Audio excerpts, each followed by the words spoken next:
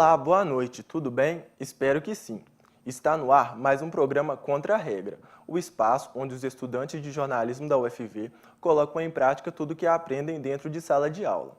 No programa de hoje vamos falar de restrições alimentares.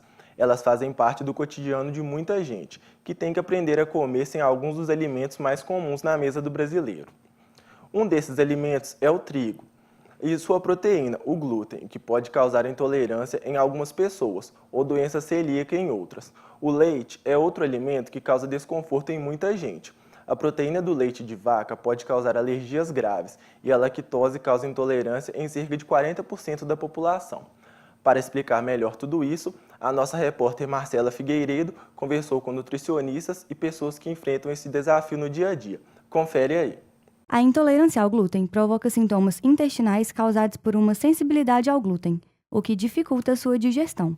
Já a doença celíaca é uma reação imunológica à ingestão de glúten, que é encontrado no trigo, cevado, centeio e muitas vezes na aveia.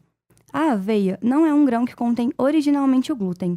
Ela se contamina com o trigo por contaminação cruzada, porque normalmente onde se guarda o trigo, se guarda a aveia.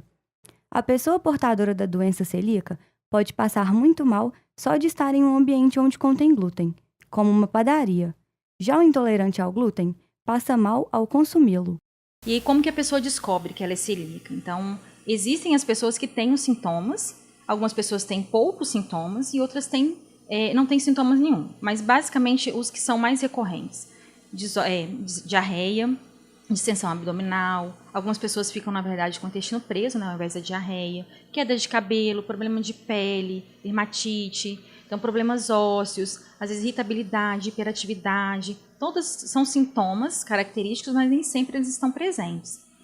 Quando é criança, por exemplo, pode ter déficit de crescimento, no adulto, mulheres, por exemplo, pode ter problema com infertilidade. Mirella assumiu a coordenação do projeto Procelíaco, desenvolvido na Universidade Federal de Viçosa, em março desse ano.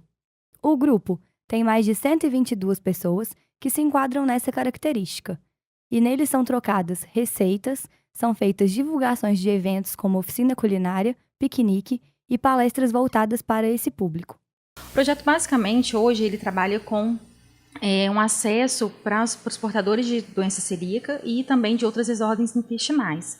Nós trabalhamos com o resgate do convívio social desses portadores, né, desses pacientes. Os pacientes, eles trocam os desabafos do dia a dia, né, os desafios que eles enfrentam durante a rotina deles, né, dificuldade de se alimentar, dificuldade com contaminação cruzada, dificuldade de se portar numa festa, dificuldade que eles têm com as pessoas que tendem a oferecer a comida que eles não podem, não entendem, né? Acha que é desfeita de eles não comerem esse alimento, e realmente eles passam muito mal. Eu descobri que eu era intolerante ao glúten depois que eu comecei a passar muito mal, depois de comer, tipo, muito bolo, assim, alguma coisa do tipo, porque eu sempre tive uma alimentação mais saudável, né? E aí ficou mais fácil de perceber que era o glúten que me fazia mal, porque era bem selecionado, né? Tipo, quando eu comia bolo, eu passava mal. Era bem específico mesmo. Aí eu comecei a investigar por que o bolo. Aí eu fui correlacionando com outros alimentos para excluir a hipótese de ser leite, alguma coisa do tipo. E aí eu cheguei à conclusão que era o glúten mesmo.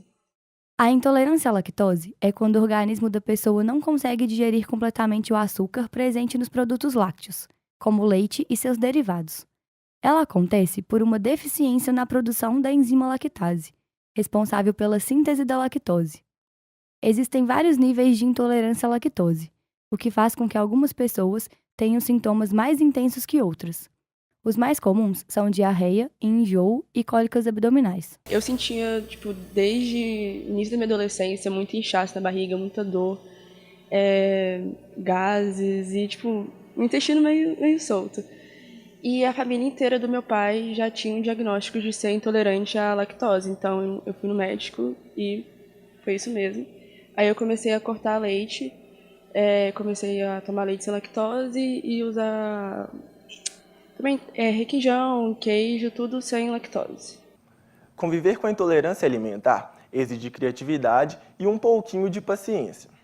A gente vai para um rápido intervalo, mas no próximo bloco você vai saber um pouco mais sobre intolerância a ovo e sobre a alimentação de quem não come carne. Não saia daí que a gente já volta.